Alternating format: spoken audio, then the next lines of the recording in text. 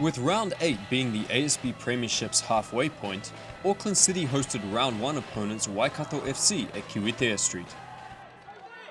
The visitors were determined to overcome the memory of their 5-1 drubbing in the earlier fixture in Hamilton, and early signs were that they would certainly be more competitive this time.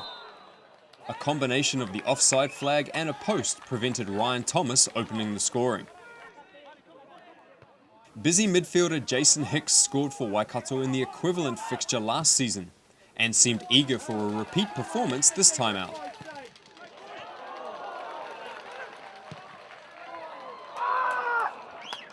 Jacob Spoonley with the diving save to keep out Hicks's long-range effort. This was a high-tempo contest from the outset, as both teams favour a quick passing style.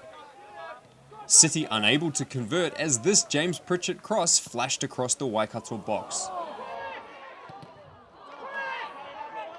Adam McGeorge found the back of the net for City in the 36th minute with a neat header, but it was correctly ruled out as left-sided attacker Andrew Milne had strayed offside before delivering the cross for McGeorge. Waikato were in no mood to let up at the other end, and the Hicks-Spoonley duel produced a virtual carbon copy of their earlier encounter. The City custodian showing great reach and awareness. 3 minutes after half-time, the two of them were at it again. With the exact same outcome. City were clearly showing the effects of 3 games in 8 days, but raised their effort in the second half to put the Waikato defence under more pressure. Waikato keeper Mark Fulcher with a good double save to keep out Manel Exposito and the follow-up from Adam McGeorge. And then showing some speed as the last line of defence. City did not ease up on their attacking intent, and Fulcher was once again called into action, diving at the feet of the marauding Emiliano Tade. Sharp work to anticipate the danger.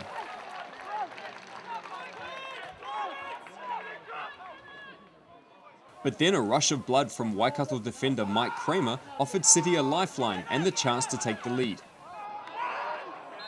Referee Matt Conga penalising this challenge on Ivan Visilic. Manel Exposito stepped up, but Fulcher with a diving save to his right, to the delight of his teammates and coaching staff. With half an hour left on the clock, City still felt they had time to earn the result they wanted, and Exposito went close to redeeming himself with this left-footed effort. While the offside flag thwarted his long-range shot minutes later. With 10 minutes left to play, City went agonisingly close to taking the lead, as first Visilic and then substitute Adam Dickinson launched efforts goalwards.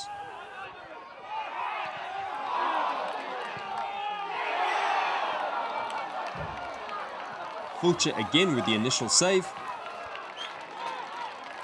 and then Josh Green with the goal line heroics.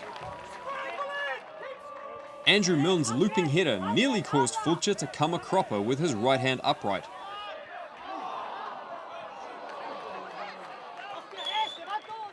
While another piece of quick movement out of his box cut down the space as Exposito bore down on goal.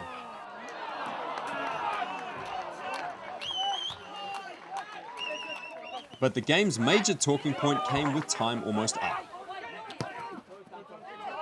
As Fulcher collected the ball on the edge of his box, referee Conga ruled that he had picked up an intentional back pass and awarded an indirect free kick. And then almost a full minute later, received word in his earpiece from fourth official Jonathan Price to change his mind. The replay shows that City sub Danko Koprivic had clearly knocked the ball forward, begging the question as to what had been seen in order to award the free kick in the first place. Play resumed with a messy drop ball, which reflected the confusion around much of the ground.